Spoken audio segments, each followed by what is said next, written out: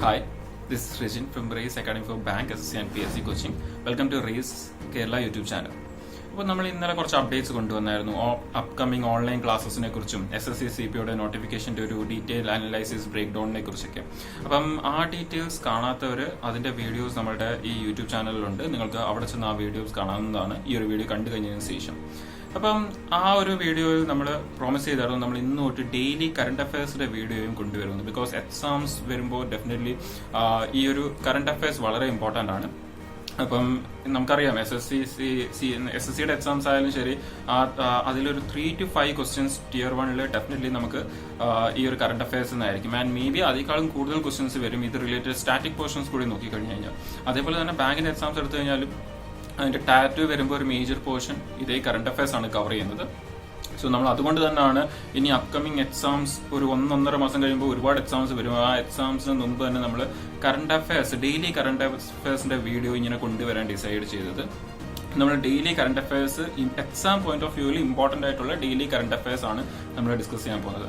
And ഈ ഒരു current affairs arrange ചെയ്തേക്കുന്നത് നിങ്ങൾക്ക് കാണാൻ പറ്റും. എൻ്റെ സൈഡിൽ ഒരു PPT പോലെയാണ് അത് അറേഞ്ച് ചെയ്തേക്കുന്നത്. അപ്പം ഞാൻ ഇത് പറഞ്ഞുകൊണ്ടിരിക്കുമ്പോൾ തന്നെ നിങ്ങൾക്ക് അതിൻ്റെ ഒരു നോട്ട്സും നിങ്ങൾക്ക് കണ്ടുപോകാൻ പറ്റും. അതിൽ ആ നോട്ട്സും ആക്ച്വലി ഇമ്പോർട്ടൻറ്റ് നമുക്ക് എക്സാമിൽ ചോദിക്കാൻ പോകുന്ന ക്വസ്റ്റ്യൻസിന്റെ ആൻസേഴ്സ് അല്ലെങ്കിൽ ആ ഒരു 1 വേർഡ്സ്, അത് ഫാക്ച്വൽ ക്വസ്റ്റ്യൻസ് ആയാലും ശരി കറണ്ട് അഫയേഴ്സ് ആയാലും ശരി, ആ ഒരു 1 വേർഡ്സിനെ ഹൈലൈറ്റ് ചെയ്തിട്ടുണ്ട് പ്രോപ്പർലി. സോ നിങ്ങൾക്ക് ഈ ഒരു കറണ്ട് അഫയറിന്റെ വീഡിയോ കണ്ടുകൊണ്ടിരിക്കുമ്പോൾ തന്നെ ഞാൻ പറയുന്ന കേൾക്കുന്നതിന്റെ കൂടെ തന്നെ നിങ്ങൾക്ക് ആ നോട്ട്സ് വായിച്ചു പോകാൻ പറ്റും. ആ ഹൈലൈറ്റഡ് വേർഡ്സ് നിങ്ങൾ കാണുമ്പോൾ കുറച്ചുകൂടി കാര്യങ്ങൾ ഓർത്തു വെക്കാൻ പറ്റും. പിന്നെ ഒരിക്കൽ ഒന്നുകൂടി കാണണമെന്ന് തോന്നുമ്പോൾ നിങ്ങൾക്ക് ഇതേ വീഡിയോ ഒന്നുകൂടി കുറച്ച് സ്പീഡ് കൂട്ടിയിട്ട് താഴെ നമുക്ക് വീഡിയോയുടെ അടിയിൽ സെറ്റിംഗ്സിൽ സ്പീഡ് കൂട്ടിയിടാൻ പറ്റും. ഇപ്പം സ്പീഡ് കൂട്ടിയിട്ട് ഒന്നുകൂടി കണ്ടു കഴിയുമ്പോൾ തന്നെ നിങ്ങൾക്ക് ഈ ഒരു വീഡിയോസ് പെട്ടെന്ന് കണ്ടു തീർക്കാൻ പറ്റും എക്സാംസിന് മുമ്പ്.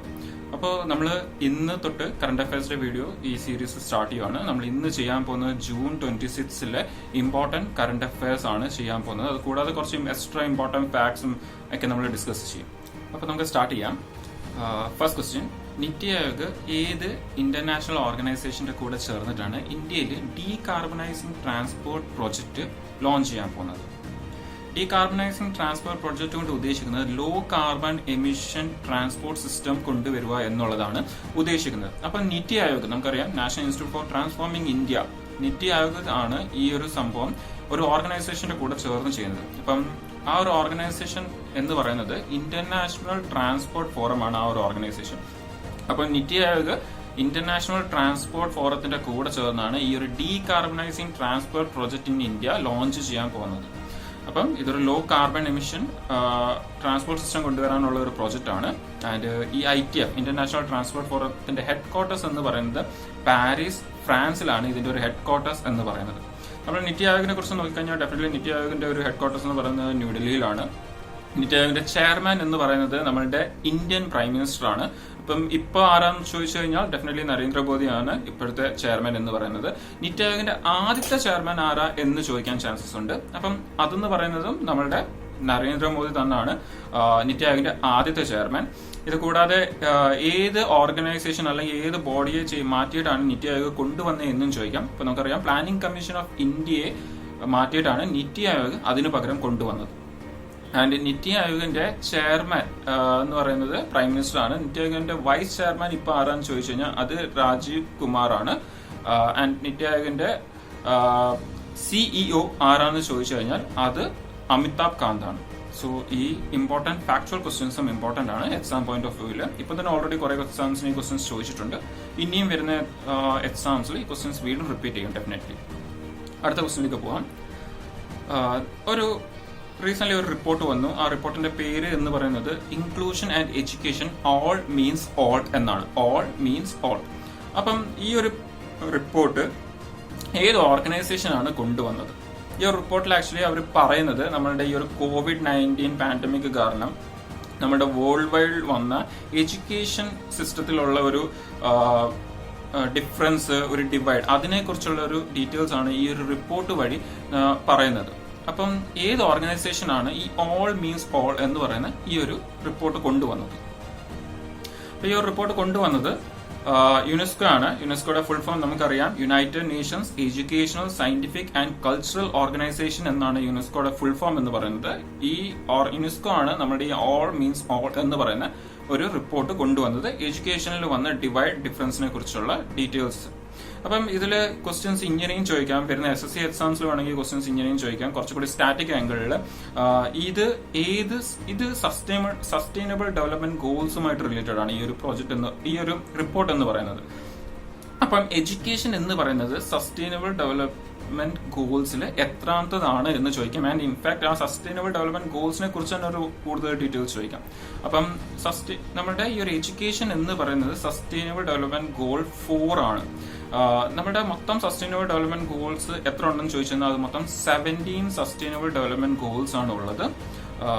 17 സസ്റ്റൈനബിൾ ഡെവലപ്മെന്റ് ഗോൾസ്. ഈ ഒരു സംഭവം ലോഞ്ച് ചെയ്തത് 2015 ലോഞ്ച് ചെയ്തത്. ആൻഡ് ഇതിന്റെ ഒരു ടാർഗറ്റ് പീരീഡ് എന്ന് പറയുന്നത് 2030 വരെയാണ്. എന്ന് പറഞ്ഞാൽ 2030 ആകുമ്പോഴത്തേന് ഈ 17 സസ്റ്റൈനബിൾ ഡെവലപ്മെന്റ് ഗോൾസിനെ ഇംപ്രൂവ് ചെയ്യണം എന്നുള്ളതാണ് ഇതിന്റെ ഒരു എയിം എന്ന് പറയുന്നത്. അപ്പം ഇതിൽ ഞാൻ കുറച്ച് സസ്റ്റൈനബിൾ ഡെവലപ്മെന്റ് ഗോൾസ് മാർക്ക് ചെയ്തിട്ടുണ്ട്. അത് വളരെ ഇമ്പോർട്ടന്റ് ആണ്. നേരത്തെ എക്സാംസിൽ SSCയുടെ ഒക്കെ എക്സാംസിലും ഒക്കെ ചോദിച്ചിട്ടുള്ള ക്വസ്റ്റ്യൻസ് ആണ്.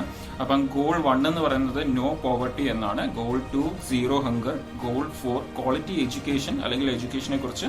Goal 5 gender equality. ആൻഡ് ഇന്നത്തെ കാലത്ത് നമ്മൾ ഏറ്റവും കൂടുതൽ ഇമ്പോർട്ടൻസ് കൊടുക്കുന്ന സംഭവം ക്ലൈമറ്റ് ആക്ഷൻ. ഗോൾ 13 ആണ് ക്ലൈമറ്റ് ആക്ഷൻ എന്ന് പറയുന്നത്. അപ്പോൾ ഇത്രയാണ് ഡീറ്റെയിൽസ് എന്ന് പറയുന്നത്. ഇനി ഈ ഒരു സംഭവം ഓൾ മീൻസ് ഓളിന്റെ ഈ ഒരു സംഭവം യുനെസ്കോ കൊണ്ടുവന്ന യുനെസ്കോയുടെ ഒരു ഹെഡ് ക്വാർട്ടേഴ്സ് എന്ന് പറയുന്നത് പാരീസ്, ഫ്രാൻസിലാണ്. ആൻഡ് യുനെസ്കോയുടെ ഡയറക്ടർ ജനറൽ എന്ന് പറഞ്ഞ DG എന്ന് പറയുന്നത് ഓഡ്രെ അസോളയാണ് അതിന്റെ DG എന്ന് പറയുന്നത്. അടുത്ത ക്വസ്റ്റ്യനിലേക്ക് പോകാം നമുക്ക്. Recent IMF international monetary fund നമുക്കറിയാം. IMFന്റെ റിപ്പോർട്ട് അനുസരിച്ച് ഇന്ത്യയുടെ എക്കണോമി എത്ര പെർസെന്റേജ് ആയിട്ട് ഷ്രിങ്ക് ആകും എന്നാണ് പറഞ്ഞേക്കുന്നത് 2020. IMFന്റെ റിപ്പോർട്ട് അനുസരിച്ച് 2020 ഇന്ത്യയുടെ എക്കണോമി എത്ര പെർസെന്റേജ് ആയിട്ട് ഷ്രിങ്ക് ആകും എന്നാണ് പറഞ്ഞേക്കുന്നത്. സോ അതെന്ന് പറയുന്നത് 4.5% ആയിട്ട് ഷ്രിങ്ക് ആകും എന്നാണ് പറഞ്ഞേക്കുന്നത്. ആൻഡ് വേൾഡ് എക്കണോമി -4.9% ആയിട്ട് ഷ്രിങ്ക് ആകും എന്നാണ് പറഞ്ഞേക്കുന്നത്. സോ ഇത് പറഞ്ഞേക്കുന്നത് IMFന്റെ ഇപ്പോഴത്തെ റീസെന്റ് വന്ന ഒരു റിപ്പോർട്ടിലാണ്. A crisis like no other and uncertain recovery എന്ന് പറയുന്ന ഒരു സംഭവത്തിലാണ്. അത് വേൾഡ് എക്കണോമിക് ഔട്ട്ലുക്കിന്റെ കൂടെ ചേർന്നാണ് ഈ ഒരു സംഭവം കൊണ്ടുവന്നേക്കുന്നത്. അപ്പം ഇന്ത്യൻ എക്കണോമിയുടെ ആ ഒരു പെർസെന്റേജ് എന്ന് പറയുന്നത് കോൺട്രാക്ഷൻ പെർസെന്റേജ് എന്ന് പറയുന്നത് 4.5% കോൺട്രാക്ഷൻ ആണ് ഇൻ 2020. ആൻഡ് വേൾഡിന്റെ -4.9% ആണ്. IMFന്റെ ഹെഡ് ക്വാർട്ടേഴ്സ് എന്ന് പറയുന്നത് യുണൈറ്റഡ് സ്റ്റേറ്റ്സിലാണ്. ആൻഡ് IMF ഫൗണ്ട് ചെയ്ത ഇയർ എന്ന് പറയുന്നത് 1945 ആണ്. IMF ഫൗണ്ട് ചെയ്ത ഇയർ എന്ന് പറയുന്നത്. Next question. ഇന്ത്യയിലെ ഏത് എയർപോർട്ടിനാണ് ഇപ്പൊ റീസെന്റ് ഒരു ഇന്റർനാഷണൽ എയർപോർട്ടിനാണ് ആദ്യമായിട്ട് ഏവിയേഷൻ വെതർ മോണിറ്ററിംഗ് സിസ്റ്റം കിട്ടുന്നത്? അതിന്റെ റൺവേയുടെ 2 എൻഡിൽ ആദ്യമായിട്ടാണ് ഇന്ത്യയിലെ ഒരു എയർപോർട്ടിന് ഇങ്ങനൊരു അഡ്വാൻസ്ഡ് സിസ്റ്റം കിട്ടുന്നത് വെതർ മോണിറ്ററിംഗിന്റെ. So aviation weather monitoring system recent റൺവേയുടെ ബോത്ത് എൻസിലായിട്ട് കിട്ടുന്നത് ആയിട്ടുള്ളത് ഇന്ത്യയിലെ ഏത് എയർപോർട്ടിലാണ്? ഇപ്പൊ റീസെന്റ് ആണ് ആ ഒരു എയർപോർട്ടിൽ ഈ ഒരു സിസ്റ്റം കൊണ്ടുവന്നത്. ആൻഡ് ഇന്ത്യയിലെ തന്നെ ആദ്യത്തെ എയർപോർട്ടാണിത്.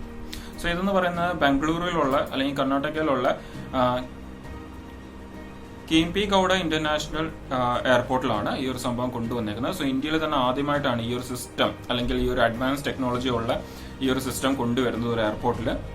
ഇത് കൂടാതെ തന്നെ ഈ എയർപോർട്ടിൽ ഇപ്പം 4 ഡിസ്ട്രിക്ട് ട്രാൻസ്മിഷൻ മീറ്റേഴ്സും ഇൻസ്റ്റാൾ ചെയ്തിട്ടുണ്ട്. ഈ ഒരു ഡിസ്ട്രിക്ട് ട്രാൻസ്മിഷൻ മീറ്റേഴ്സ് കൊണ്ട് ഉദ്ദേശിക്കുന്ന റേഞ്ച് വിസിബിലിറ്റി ആണ് ഉദ്ദേശിക്കുന്നത്. ഓക്കെ, റൺവേയുടെ റേഞ്ച് വിസിബിലിറ്റി. ദൃഷ്ടി എന്ന് പറയുന്നത് കഴിഞ്ഞാൽ വ്യൂ എന്നാണ് അതിന്റെ ഒരു മീനിങ്. സോ റൺവേയുടെ റേഞ്ച് വിസിബിലിറ്റി അല്ലെങ്കിൽ വിസിബിലിറ്റി റേഞ്ചിനെയാണ് അത് മെഷർ ചെയ്യുന്നത്. Okay, next question.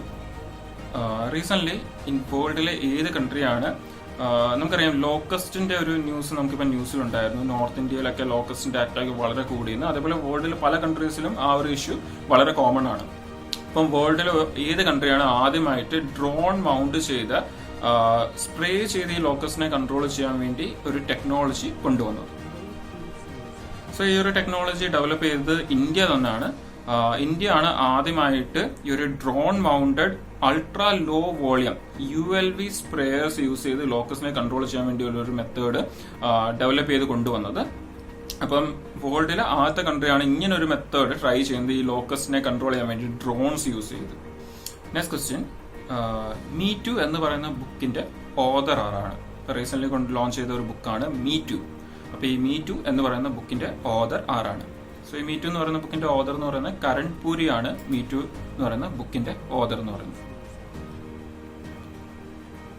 Next question, ഇന്ത്യയിലെ ഒരു സ്റ്റേറ്റിൽ ഇപ്പൊ റീസെന്റ് ഒരു സോളിഡ് വേസ്റ്റ് പ്രോസസ്സിംഗ് പ്ലാന്റ് കൊണ്ടുവന്നു.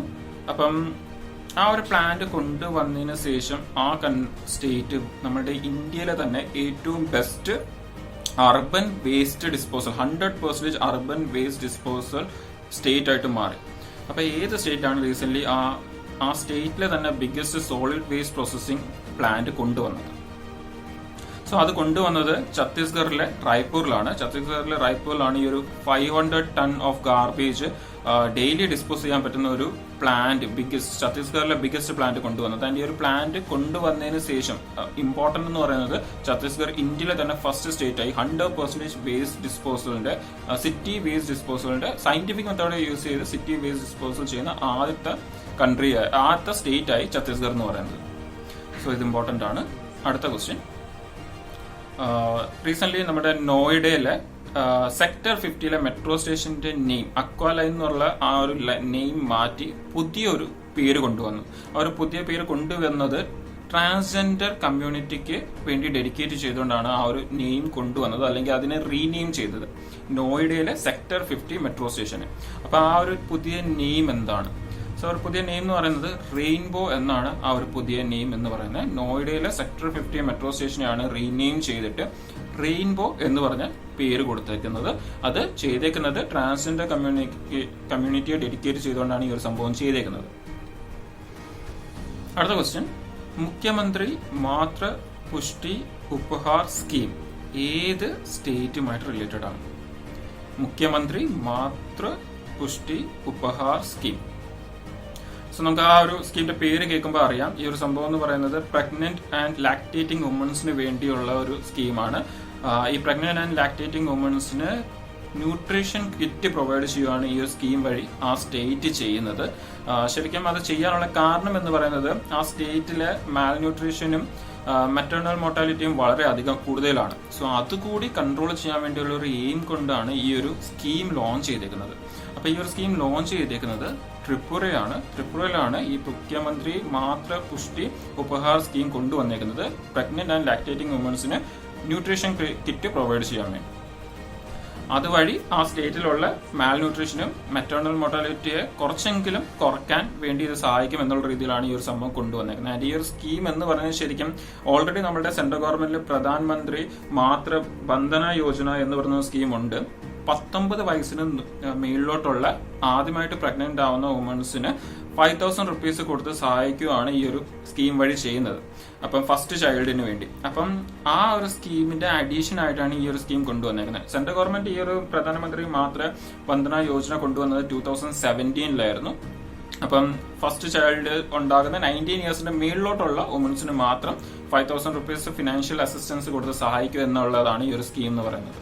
അപ്പം അതിന്റെ ഒരു അഡീഷൻ ആയിട്ടാണ് നമ്മുടെ ത്രിപുര ഈ ഒരു സ്കീം കൊണ്ടുവന്നേക്കുന്നത്.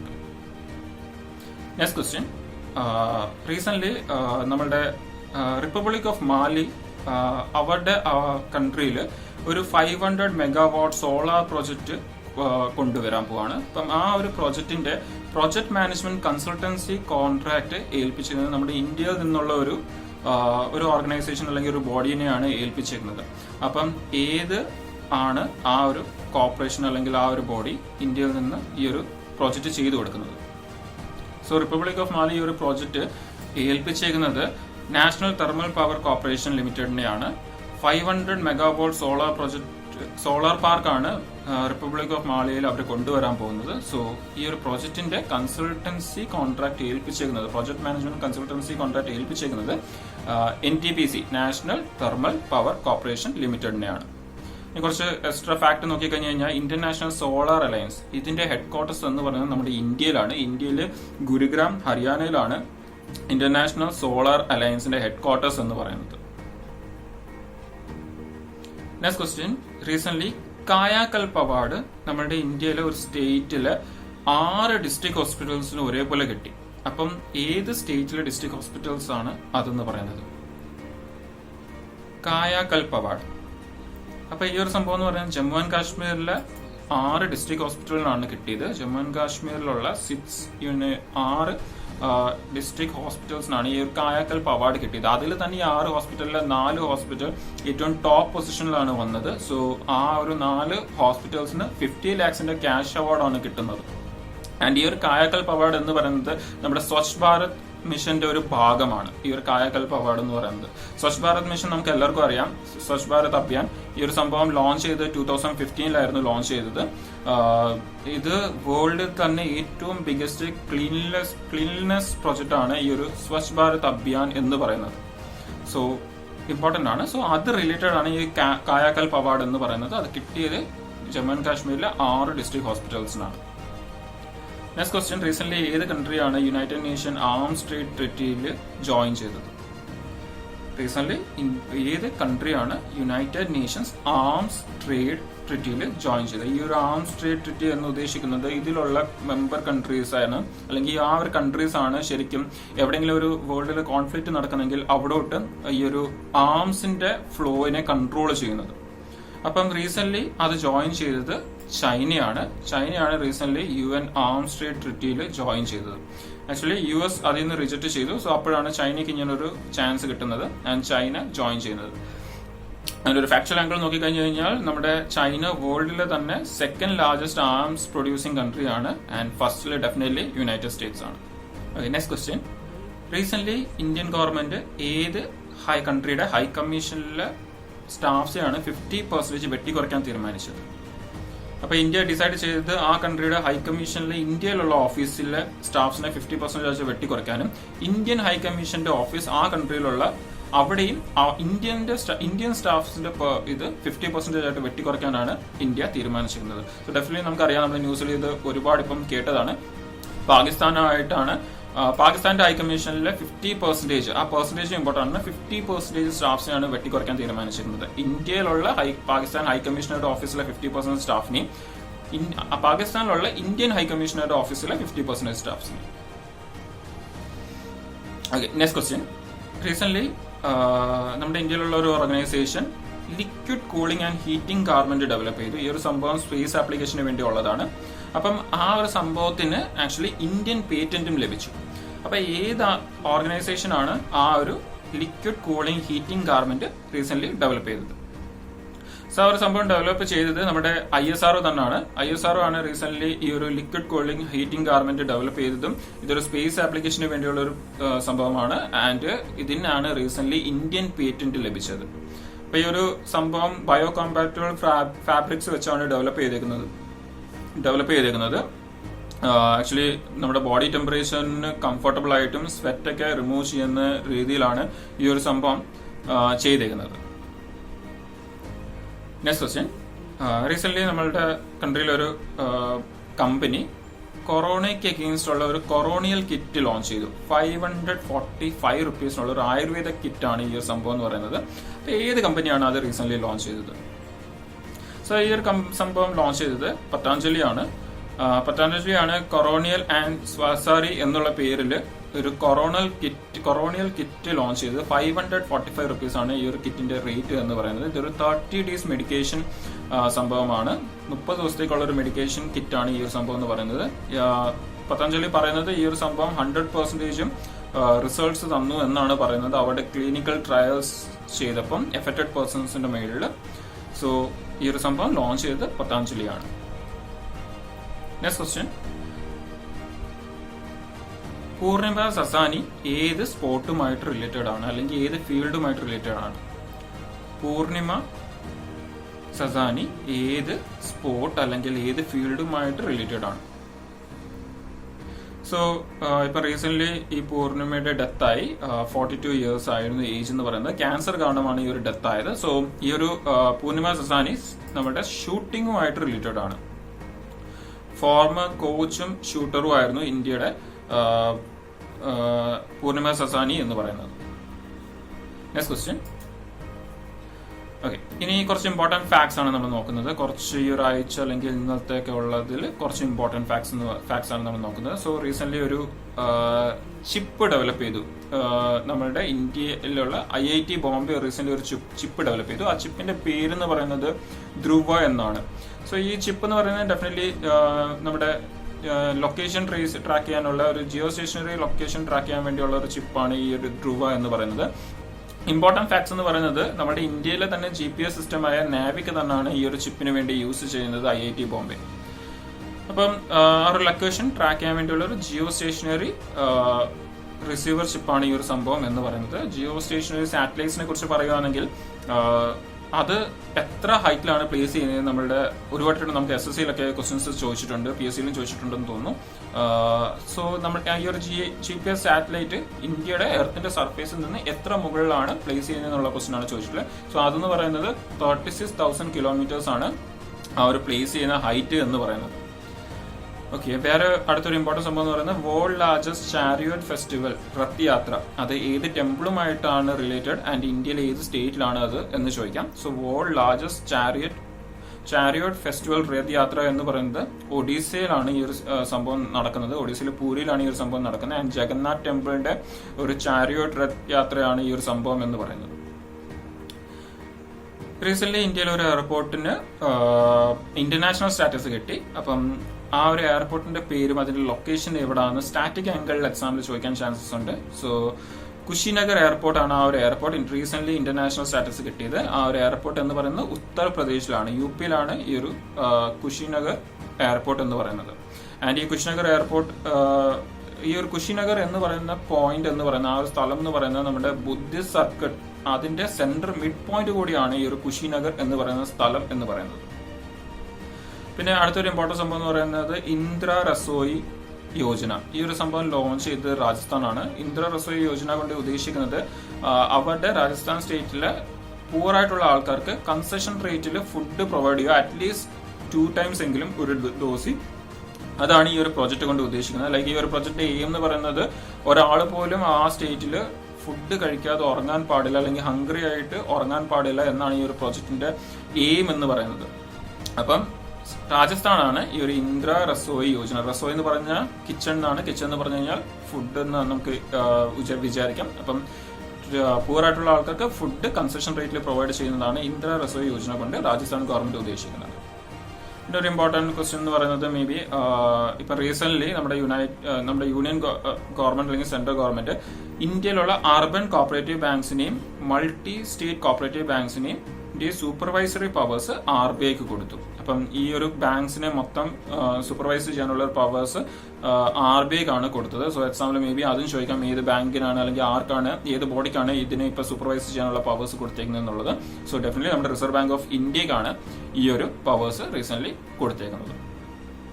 സോ ഇത്രയാണ് നമ്മളുടെ ഇന്നത്തെ ഇമ്പോർട്ടന്റ് കറണ്ട് അഫയേഴ്സ് എന്ന് പറയുന്നത്. അപ്പോൾ നമ്മൾ നാളെ വീണ്ടും കാണും ഇമ്പോർട്ടന്റ് ഇന്നത്തെ കറണ്ട് അഫയേഴ്സുമായിട്ട് ആൻഡ് അത് റിലേറ്റഡ് കുറെ ഫാക്ച്വൽ ക്വസ്റ്റ്യൻസ് ആയിട്ട്. പിന്നെ ഐ ഹോപ്പ് നിങ്ങൾക്ക് ഈ ഒരു വീഡിയോ യൂസ്ഫുൾ ആയിരുന്നു. നിങ്ങൾക്ക് എന്തെങ്കിലും സജഷൻസ് ഉണ്ടെങ്കിൽ നിങ്ങൾക്ക് ഡെഫിനറ്റ്ലി കമന്റ്സിൽ ടൈപ്പ് ചെയ്യാം.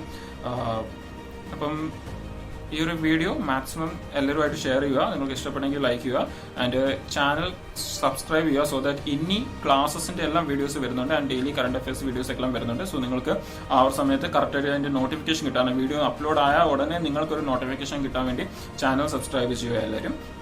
നമുക്ക് നാളെ വീണ്ടും കാണാം ഈ ഒരു കറണ്ട് അഫയേഴ്സുമായിട്ട്. അതുവരെ ബൈ, ടേക്ക് കെയർ.